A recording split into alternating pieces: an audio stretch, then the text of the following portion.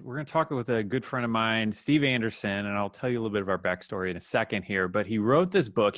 Basically, what he did is he went and read all of Jeff Bezos' annual letters to his shareholders and like dissected them and got all of his riches of wisdom and just kind of distilled these into the key principles that made Amazon successful.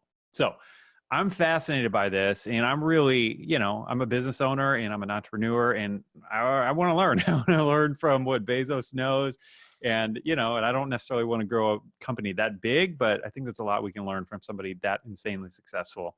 And so that's what we're going to talk about today. So I'm bringing Steve Anderson on, and he is a professional speaker, writer. He has been in the insurance industry doing a whole bunch of stuff I'll let him explain for a long, long time. And he calls himself a futurist too, which is really fun. So Steve, thank you for taking a few minutes to chat with us today, brother. Oh, Bob, what a pleasure. Yeah, it's great to be here. Thanks. Yeah. And, so we got connected actually in 2015 on our scouting trip to decide if we were going to move to Franklin, Tennessee. We actually stayed in Steve's backyard. He had a little cottage house that he was Just renting say it out. wasn't a tent, but Yeah, it wasn't a tent, I promise. But he had a cottage house that he was renting out on Airbnb, and we stayed there, and it was amazing. And if you ever want to come to downtown Franklin, I don't know if you're still renting it, Steve, but it's a great place to stay.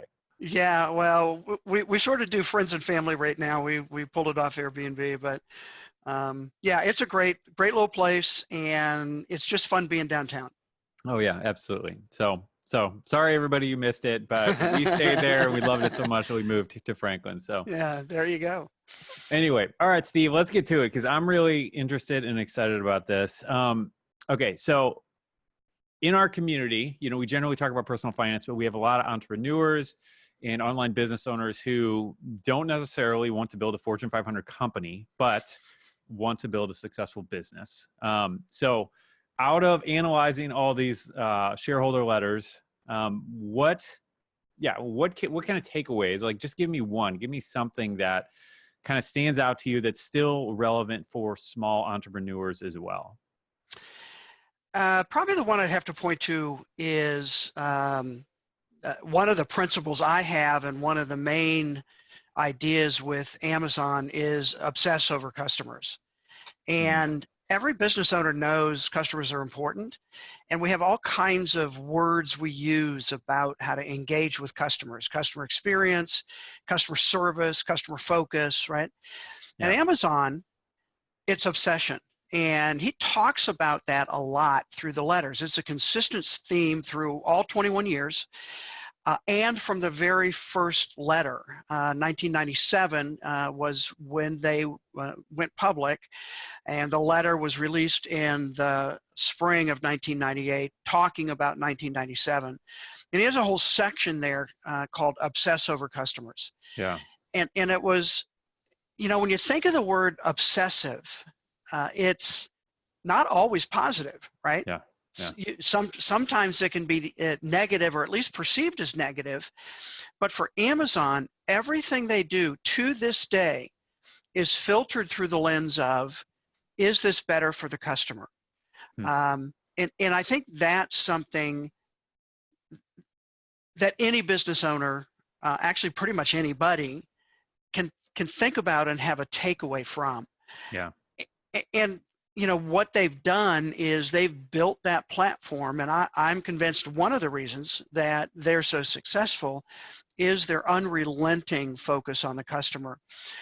One of the other phrases he uses a lot in the letters is, Amazon invents on behalf of the customer. And so Yeah. I can give you all kinds of examples of how that's worked itself out, but it's one of their core values. Yeah. I mean, one that comes to mind to me was just like, and this goes way, maybe a decade or more back, was the reviews. Like, Right. that was such a bold move. I mean, because they basically invented that, right? They did. Absolutely. I mean, And again, at the time, they were, books were still their biggest thing. They were starting to add other stores there, but books were still their biggest things. And they got huge pushback from the publishers. yeah, Why would you want somebody to leave a review about a book, especially if they didn't like it? yeah, And Bezos came back and said, because if we prevent somebody from buying a book they aren't going to like, that's a win for us long term. Yeah. And if we can help somebody find a book that they're going to like based on somebody else's review, that's also a win. So it's better for the customer. And he sort of didn't even really care if it was better for the publishers. And you know, obviously it's a standard practice now, but absolutely you're right. At the time, it was surprising. Yeah. And I mean, it's fascinating to think about how that has shaped our society, like over the last 10 or 15 years. I don't know how long it's been since they implemented that, but like everything, every purchase I make now, like involves some researching reviews to some extent. And yeah, and like I don't know what would have happened, because so many other companies have followed suit and websites have popped up following suit, but like what would have happened if they never did that? Like I don't know. And it's become standard. I mean, it's almost like if you're selling something, you can't have a site selling something without having reviews there. So yeah, it has absolutely become standard. That's crazy. And there are multiple examples, you know, kind of throughout Amazon's history where they've thought that way.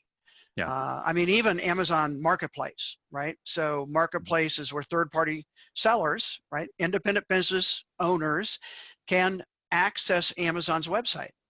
Well, again, 2001, that was crazy. Why in the world would you let other sellers on your site? And actually, they had several failed attempts at doing that before Marketplace kind of took hold and they figured out how to do it best. Fast forward to 2018, and 58% of all product sales on Amazon come from Marketplace. Yeah. So the other interesting thing about that, as you're saying that, is that you know, I grew up kind of hating Walmart just because they're the big machine and, you know, whatever. And now Amazon is kind of that. And I have a little bit of disdain for Amazon because they are the big machine now. But it's different because of what you're talking about, because of the marketplace. Like I have a lot of friends who their business exists because of that marketplace. Like they are small business owners who survive on that platform. And so even though Amazon is the machine, they're also making a living possible to probably millions in the marketplace. Yeah, and I think that's what people miss. And let me interject here, Bob, because I think your viewpoint is right in terms of, you know, a lot of people don't like Amazon. A lot of people don't like Bezos. A lot of people do, obviously, because they continue to be successful. And what's really interesting is they continue to be on the top of the list of most innovative company, or the company where most people want to work at and people stay. And so again, there's kind of this interesting give and take or pulling going on there. And I address this in the book. Whether you hate Amazon and hate Bezos or love them, there's something to learn. And I think that's my point. Yeah, absolutely. And let me say, so if we don't get off this subject, for those marketplace sellers, the customer is still the most important thing to Amazon. So as a seller on their platform, if you are not obsessed with their customer, they will cut you off and not think twice. Yeah. So as a seller on the platform, you know, I've heard people complain, right? Or this happened to me, or they did this, or they did that. Yeah. No question. But you have got to have that same single-minded focus to customers. Respond quickly, take care of problems, right? All of those things that represent what Amazon has built. Yeah. Yeah. And I think back to, you know, tying this up with the original question, for us as entrepreneurs, I just so wholeheartedly agree with that. You know, because over my last 11 years or so of being an entrepreneur, like that's something I've had to learn. Because it's something that you can forget, you know, to get your focus can get off of the customer. Not that you ever completely forget about it, but other thing, you know, there's just a lot to think about as a small business owner, and it can shift. And I'm just fascinated by that. And I think that it's just one of the best ways to build a business is to just be obsessed with solving someone's problem and making their life better, you know? Absolutely. Well, and again, I'll go back to Bezos' phrase, inventing on behalf of the customer. Yeah. Right. Yeah. Making things easier, making it smoother. When I talk to people, why do you go on Amazon? It almost always in the conversation is, it's just easy. Yep. Well, that's what they've done. Yep. That's good. So digging back into all these letters, and you basically pulled out 14 principles out of all of these that you kind of wrap up in the book. Right. And by the way, whose head is that? That is an Adobe Photoshop Okay. stock photo. It is not his. I didn't think it was his. I know it's not yours. It's not mine. You didn't ask me. Could look like mine, but yeah, could. I get that actually question quite a bit. Okay. Anyway, I digress. So, in your research with all this, what surprised you? Like maybe of these 14 principles, like what were you like, whoa, I wasn't expecting that. Like, that's just like super counterintuitive to how most business operate. And the first one you mentioned, I think kind of falls in that category a little bit, but anything else? Yeah, I think a couple things. First of all, I think what surprised me most is the fact that he actually wrote everything that he did. I mean, it really is his plan for growing Amazon. Mm-hmm. And what's interesting is that first 1997 letter, which is why we included in the book, mm-hmm. is appended to every single letter since. So 20 letters, so 98 through 2018, he always ends the letter with, "As is my custom, I have attached a copy of the 1997 letter. It's always day one." So there's something in that first letter that he keeps pointing back to, and there were several things there. So I think, so that was surprising, right? Yeah. That he laid this out. Now, did he have it in mind at first? I don't know. Certainly, if/when I get the chance to meet him, I do have a couple of questions for him about the letters. So, I think the other surprising thing, and I think what I'm finding is I'm starting to get feedback from people who are reading the book and thinking about it, is the first principle, which is encourage successful failure. Mm-hmm. He has a completely counterintuitive view of failing in business. Yeah. And most business owners run away from risk. And I call Bezos the master of risk because he and I think partly intuitively and partly he has learned how to master risk and has an intuitive understanding that risk is vital for growth. Yeah. And that's sort of the core idea that I actually started researching and when I came across those letters. But this whole idea of successful failure, we don't think about those two going hand in hand, and they do. In fact, the story we tell, and actually there are multiple, I already mentioned Marketplace. That was the third iteration. The first two iterations of what would become Marketplace were utter failures. And they spent millions of dollars developing them. But without developing that, putting it in the market, finding out what worked, what didn't work, they might not have gotten to Marketplace, which is now extremely successful, right? Yeah. One of their biggest failures is the Fire Phone. So most people don't remember or never even realize that Amazon released a phone in 2014. I remember. I was looking at it a lot. And it was Bezos' pet project. I mean, it was his thing. He thought this was great. This is going to be a great hit. And less than a year later, they wrote off $178 million in inventory in one quarter. Wow. So a big failure. In fact, at one point, they dropped the price to 99 cents and they still couldn't give them away. And, there were a couple cool tech features in it, but it wasn't any better than what was out there. And it was really designed to shop on Amazon. Well, I'm sorry, my phone does that already. I don't need a special phone for that. So lots of reasons why. Yeah. So failure. Here's the success though. The group that develops their hardware and it's done at what's called Lab 126. That's where the Kindle came out of. That's where the Fire Phone came out of. That's also where the Amazon Echo has come out of. And so all of that they learned about the phone and voice and all of those kinds of stuff was able to be translated into the Echo and certainly looks like one of their bigger successes as that system continues to develop. So I think for most businesses, their biggest risk just might be not taking enough risk. Yeah.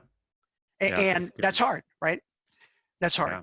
Well, and especially as you grow, because this is something I've talked to my wife about a lot. Just this idea of growing as a business. I've noticed this in church.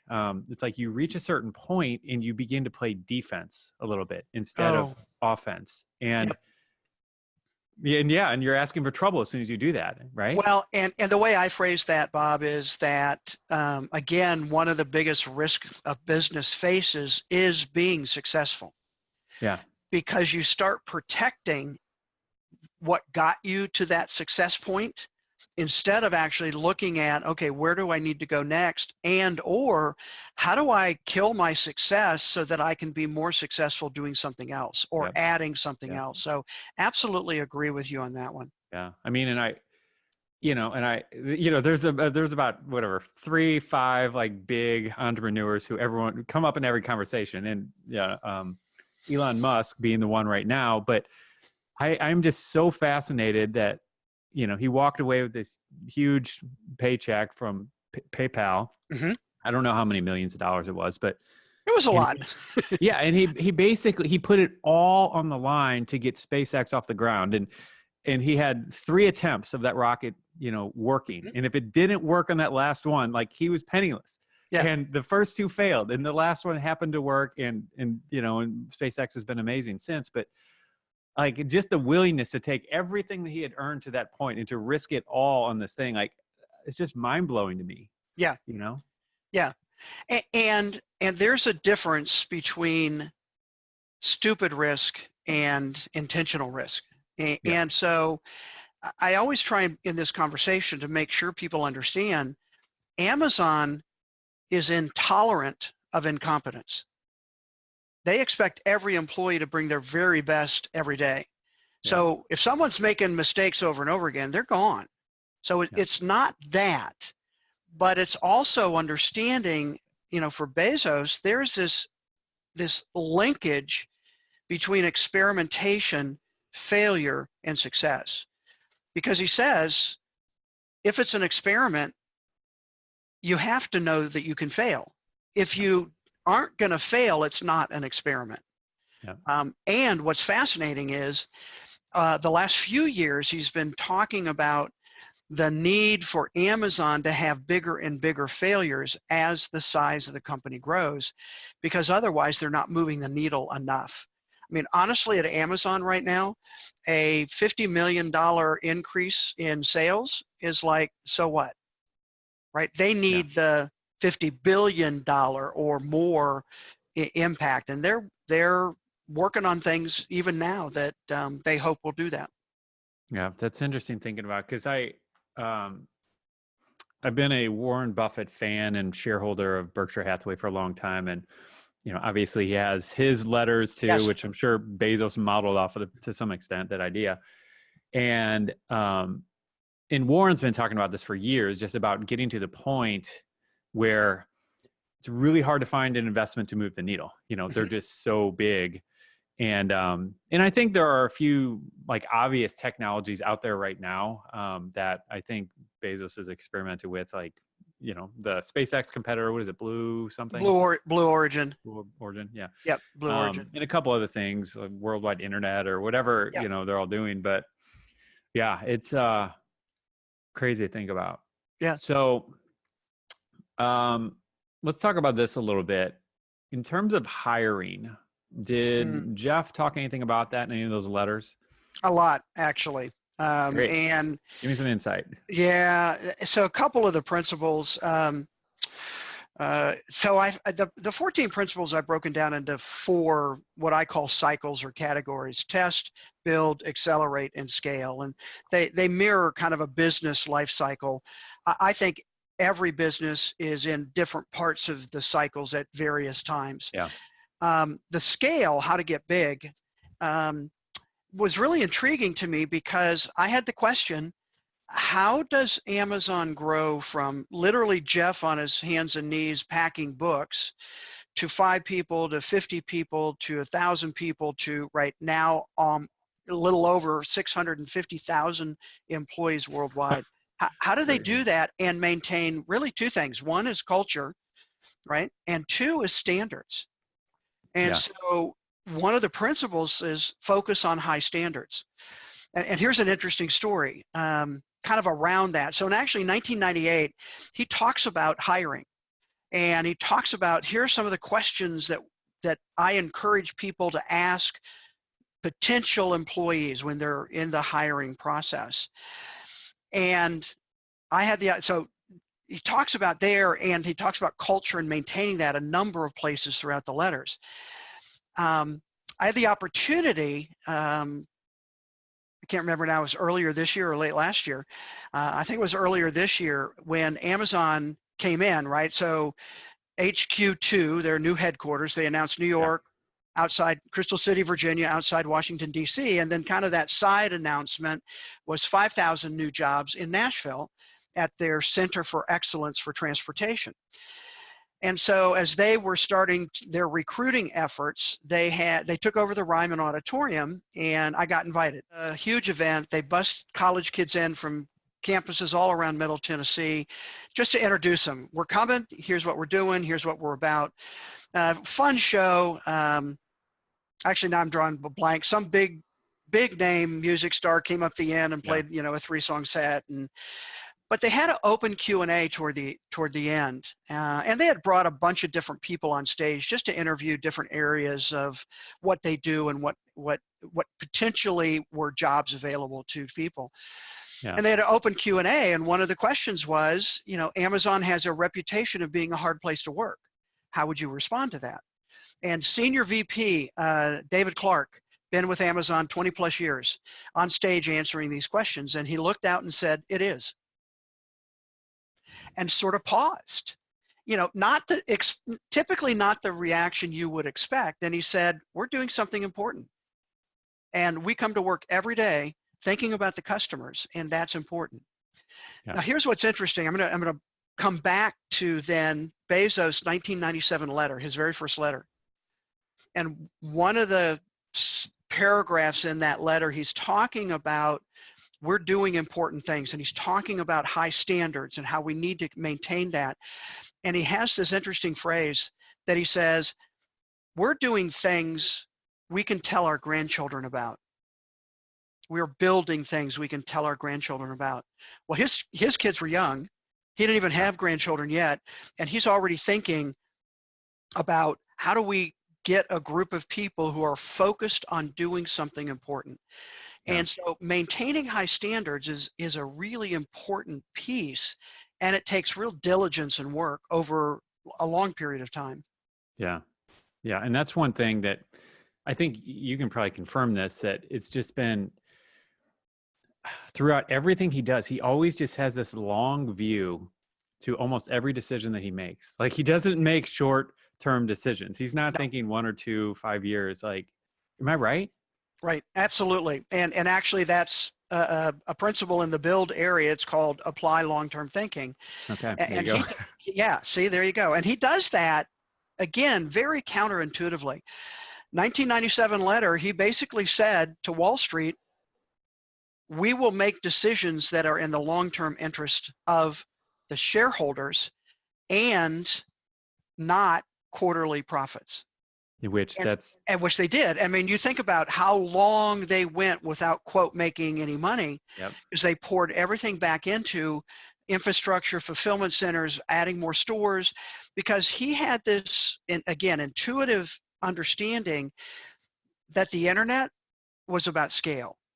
And so the faster they could get to scale, the lower prices could be, the more people would come to the site. It was an interesting system there, but the long-term thinking is really, you're right, it's really interesting.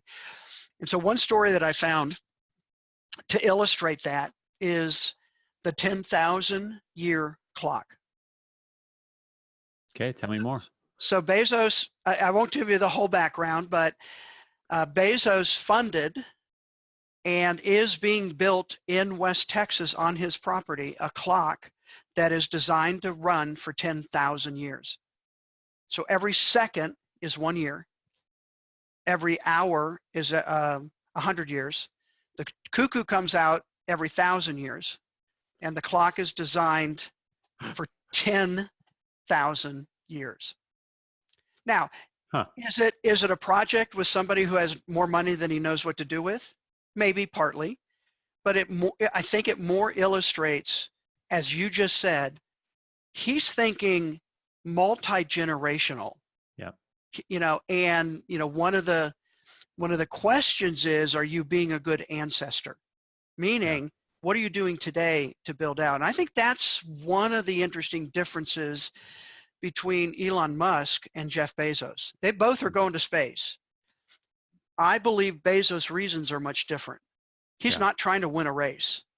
He literally is trying to build the infrastructure that allows people, entrepreneurs, somebody with an idea, to be able to get to space and do something with it.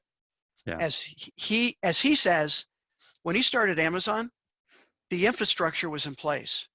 Internet was already there. UPS, postal service, could deliver packages. Credit cards were already in place that people could pay online. He could start Amazon because he didn't have to build the infrastructure. Yeah. Today, you cannot build a space company in your Harvard College dorm room like Zuckerberg did.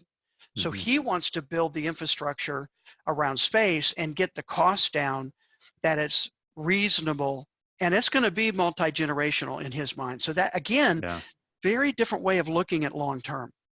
Yeah, it's fascinating.